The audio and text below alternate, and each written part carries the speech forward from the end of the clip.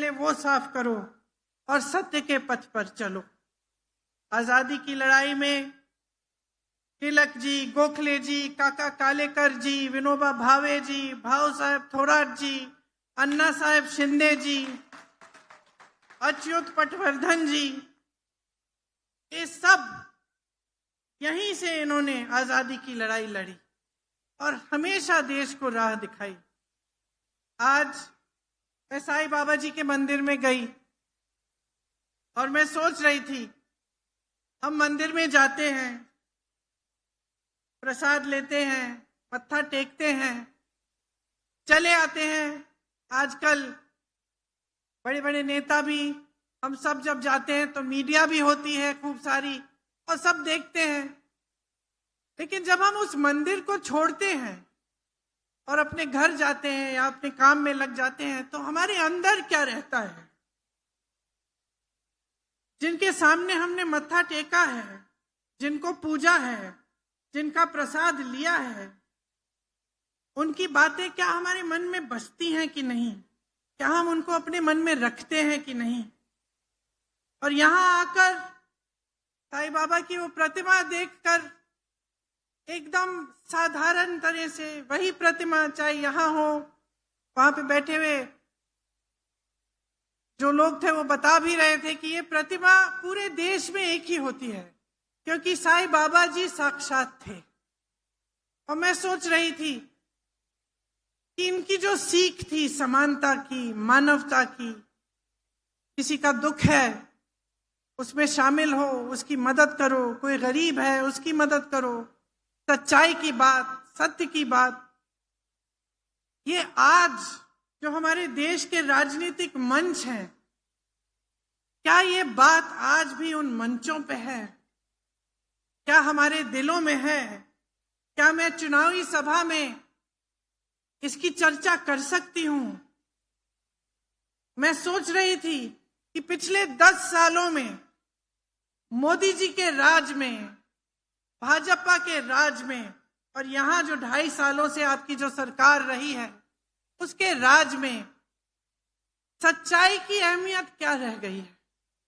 ऐसे मंचों पर चाहे मंत्री हो, प्रधानमंत्री हो, बड़े बड़े नेता हो, कुछ भी कह देते हैं। उनको ये परवाह नहीं होती कि मैं जो कह रहा हूं, मैं जो जनता के सामने रख रहा हूं, ये सच है कि नहीं है, ये भलाई की बात है कि नहीं है, क्या मैं जनता के जज्बातों के साथ खिलवाड़ कर रहा हूं, राजनीति कर रहा हूं, क्या जनता की भलाई की बात कर रहा हूं? आज मुझे ताज्जुब होता है कि इसी महाराष्ट्र में, जिस पर हम सबको गौरव है, हमारे पूरे देश को गौरव है, छत्रपति शिवाजी महाराज जी का अपमान हो रहा है, आपका अपमान हो रहा है।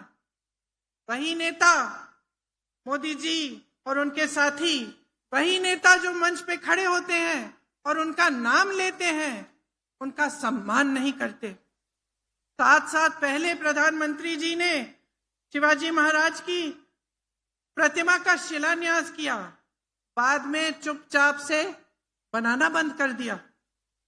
संसद के बाहर जो उनकी प्रतिमा थी वो हटा दी और जो सिंधुदुर्ग में प्रतिमा बनाई वो तो दह गई क्योंकि उसको बनाने में ही इतना भ्रष्टाचार था। तो फिर नाम लेने का फायदा क्या है जब आप अपमान करेंगे? मोदी जी बार बार बाला साहेब ठाकरे जी का नाम लेते हैं मेरे भाई के संदर्भ में। मैं राहुल जी की बहन हूं, मैं कहती हूं मोदी जी सुन लीजिए, सुन लीजिए, बाला साहेब ठाकरे जी का नाम सुन लीजिए और ये भी सुन लीजिए कि हाँ, हमारी विचारधारा अलग थी, हाँ, हमारी राजनीतिक सोच अलग थी, लेकिन न बाल ठाकरे जी और न कांग्रेस पार्टी का कोई भी नेता, न राहुल जी, न आज का कोई भी कांग्रेस का नेता शिवाजी महाराज का अपमान बर्दाश्त करते। और एक मेरी चुनौती भी सुन लीजिए कि जिस तरह से आप चुनौती देते रहते हैं, मैं चुनौती देती हूं मोदी जी को, अमित शाह जी को, मैं चुनौती देती हूं कि मंच पे खड़े होकर कह दें कि वो जाति जनगणना करवाएंगे। मंच पर खड़े होकर कह दें कि आरक्षण का जो 50% की जो सीमा है उसको हटा देंगे। वो मंच पर खड़े होकर कहते हैं कि मेरे भाई आरक्षण के खिलाफ हैं। वो व्यक्ति जो मणिपुर से मुंबई तक जिसने यात्रा की, न्याय यात्रा की, न्याय मांगने के लिए, उस व्यक्ति के बारे में कहते हैं कि वो आरक्षण के खिलाफ है। झूठ बोलते हैं, सरासर झूठ, आपके मंचों पर खड़े होकर ये जानते हुए कि इस इंसान ने कन्याकुमारी से कश्मीर तक पैदल यात्रा की है, न्याय मांगी है, जाति जनगणना की बात की है। इसलिए करते हैं क्योंकि डर गए। उन्होंने देखा कि ये व्यक्ति कन्याकुमारी से कश्मीर 4000 किलोमीटर चल पड़ा और मणिपुर से मुंबई चल पड़ा और इसने न्याय मांगा। और इस व्यक्ति ने कहा कि जाति जनगणना होनी चाहिए, हमें मालूम होना चाहिए कि कौन किसकी कितनी संख्या है, क्योंकि जब तक हम जानेंगे नहीं ठीक तरह से तो तब तक सही आरक्षण कैसे देंगे। ये जानते हुए पूरी जनता के सामने ये झूठ बोलते हैं। ये महाराष्ट्र की जनता का अपमान है, ये आपका अपमान है, क्योंकि ये सत्य की धरती है। आपने हमेशा सच्चाई को पहचाना है। और सिर्फ ये नहीं, आपके साथ ये भेदभाव करते हैं। महाराष्ट्र से कितने उद्योग इन्होंने कहीं और भेज दिए। एक प्रधानमंत्री, एक सरकार की दृष्टि क्या होनी चाहिए। मेरी बहनें बैठी हैं, आप में से कुछ माताएं होंगी, 4-5 बच्चे होते हैं, किसी के 2 होते हैं, किसी के 3 होते हैं। एक माँ हमेशा समान दृष्टि से अपने बच्चों को देखती है, भेदभाव नहीं करती। और जो प्रधानमंत्री होते हैं, जो सरकार होती है, वो भी माँ समान होती है, वो भी पिता समान होते हैं। उनको भेदभाव नहीं करना चाहिए। यहां से महाराष्ट्र से उद्योग हटा दिए, दूसरे प्रदेशों में भेज दिए। देखिए, जब इस देश का निर्माण हुआ तो चाहे पंडित नेहरू जी थे, चाहे आपने इंदिरा जी का नाम लिया, उन्होंने बड़े बड़े उद्योग जब खुलवाए, एम्स, IIT, IIM जैसे संस्थान खुलवाए, इंफ्रास्ट्रक्चर बनाया, बांध बनवाए, नहर बनवाए, रिसर्च सेंटर बनाए, कारखाने बनाए, तो उन्होंने भेदभाव नहीं किया। हर प्रदेश में बने, अलग अलग चीज अलग अलग प्रदेशों में बनी। यहां मनमोहन सिंह जी ने मुंबई में अंतर्राष्ट्रीय वित्तीय सेवा केंद्र लगवाने का फैसला किया था। क्या हुआ? यहां से हटा के गुजरात भेजा गया। लाखों नौकरियां चली गई यहां की, बड़ी बड़ी इंडस्ट्री, बड़ी बड़ी कंपनियां हटाई गई। लगभग 10 लाख करोड़ का निवेश हटा यहां महाराष्ट्र से। 8 लाख नौकरियां महाराष्ट्र से बाहर चली गई। 6000 से ज्यादा उद्योग बंद हुए। महाराष्ट्र को कमजोर करने का प्रयास किया और आज मंच पे खड़े होकर कहते हैं कि महाराष्ट्र को मजबूत बना रहे हैं। 10 सालों से इनकी सरकार थी। आप नाम लीजिए, वेदांता, फॉक्सकॉन सेमीकंडक्टर प्रोजेक्ट सब चले गया। टाटा एयरबस का प्रोजेक्ट गुजरात गया, सैफरन का प्रोजेक्ट गया, बल्क ड्रग पार्क का प्रोजेक्ट गया। और आप स्वयं मोदी जी चुनाव के समय छोड़ के चले गए हैं विदेश। चुनाव का प्रचार खत्म नहीं हुआ, वो चले गए विदेश। आपका ध्यान भटकाने के अलावा कुछ करते नहीं है। 10 सालों से इनकी सरकार रही है, 2.5 सालों से महाराष्ट्र में सरकार रही है। वो कहते हैं, मैंने सुना उनका भाषण मुंबई में, कह रहे थे तब सरकार और थी, अब मोदी है। खुद कह रहे थे अपने बारे में, कह रहे थे कि अब आतंक नहीं है। मैं कहना चाहती हूं मोदी जी, आप अगर मिलेंगे महाराष्ट्र के लोगों से, आप मेरे यहां पे बैठे हुए भाई बहनों से मिलेंगे, कष्ट करेंगे उनसे बात करने की, तो आपको पता चलेगा कि मेरी बहनें कितने आतंक का सामना कर रही हैं। आपको पता चलेगा कि ये जो महंगाई का आतंक आपकी सरकार ने सबके सामने छोड़ दिया है, उसका सामना कैसे मेरी बहनें कर रही हैं। शायद पहली दिवाली होगी ये वाली जो ठीक से आप मना भी नहीं पाएंगी। आप जब मार्केट जाती हैं, दुकान जाती हैं, आदि चीजें छोड़ के आ जाती हैं। घर में कोई बीमार पड़ता है, कोई संकट आ जाता है, घबराहट होती है, पैसे कहां से आएंगे, घर की मरम्मत करनी पड़ती है, दिल घबराता है कि चलो ठीक छोड़ दीजिए, बाद में कर देंगे, बारिशों के बाद कर देंगे, सर्दियों के बाद कर देंगे, अभी पैसे नहीं है इसके लिए। महंगाई से जूझ रही है इस देश की जनता, तड़प रही है, खासतौर से महाराष्ट्र की जनता। कोई पूछने वाला नहीं है।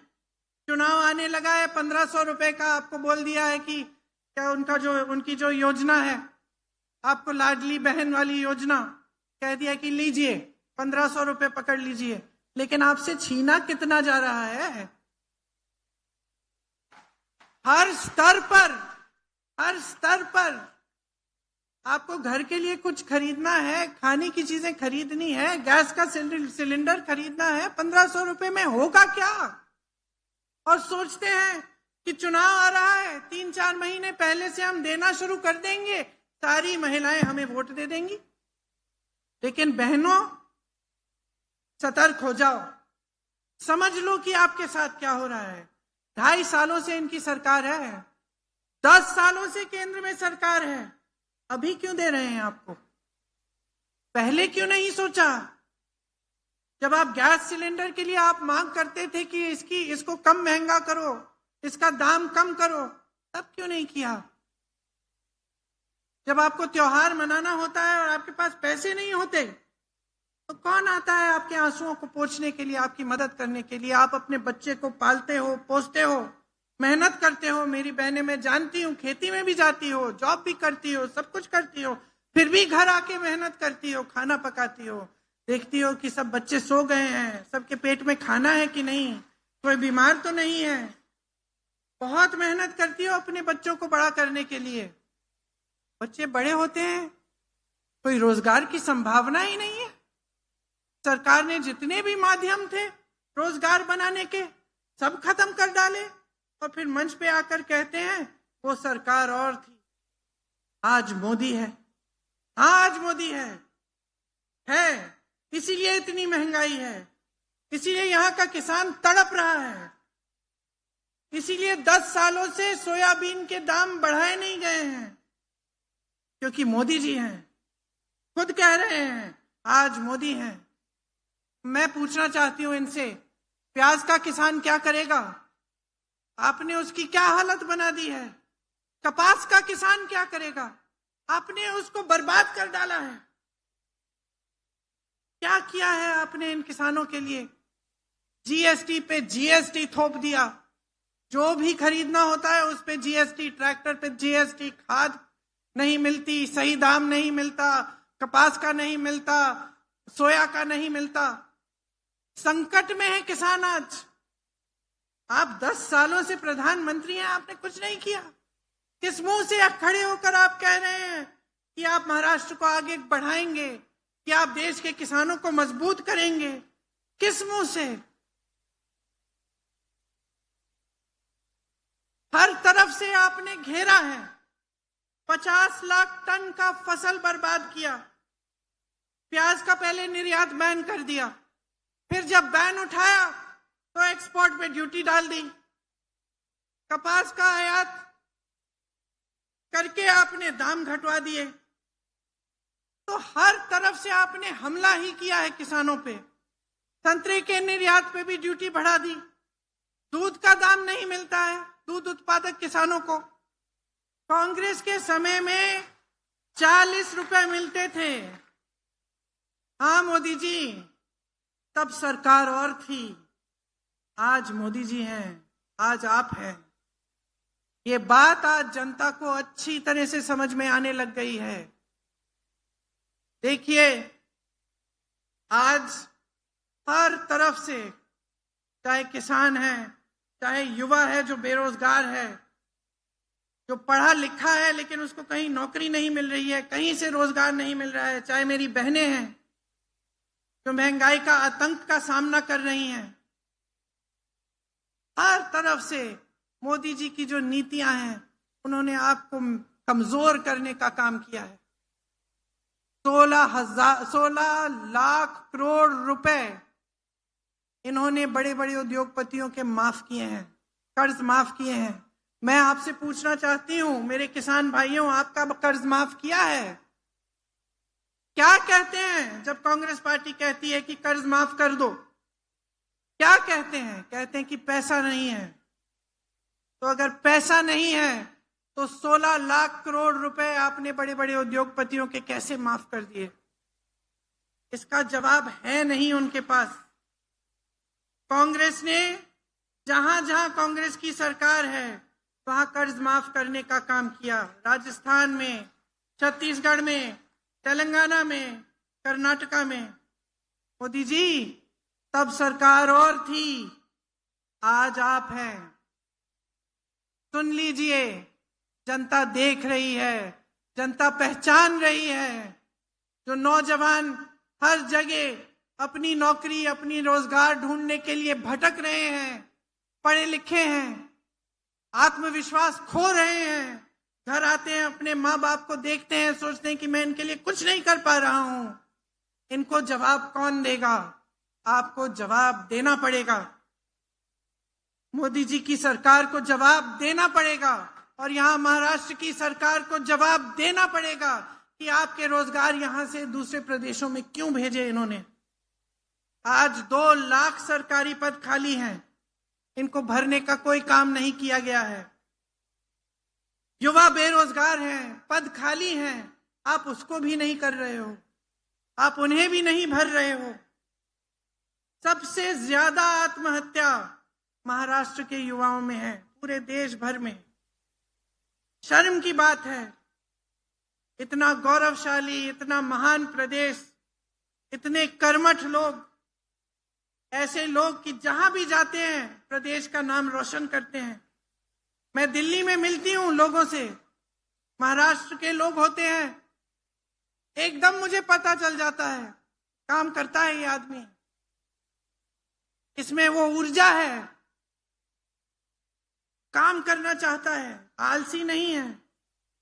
ऐसे लोगों को बर्बाद करना है, यही इनकी नीति है, यही इनकी राजनीति है, यही इनकी विचारधारा है कि किस तरह से आपको बांटा जाए, या धर्म के नाम पर या जाति के नाम पर किस तरह से बांटा जाए, किस तरह से आपका ध्यान भटकाया जाए ताकि ये लोग आगे बढ़ें।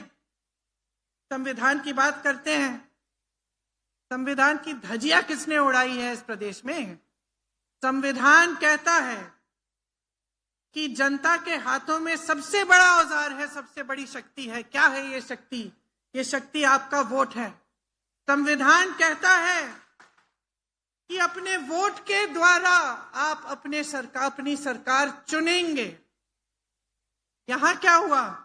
आपने सरकार चुनी ना पिछले चुनाव में, फिर क्या हुआ? पैसों के बल पर, घूस देकर, डराकर, धमकाकर, एजेंसियां लगवाकर ये सरकार चोरी हुई। किसने की ये चोरी? किसने किया ये विश्वासघात?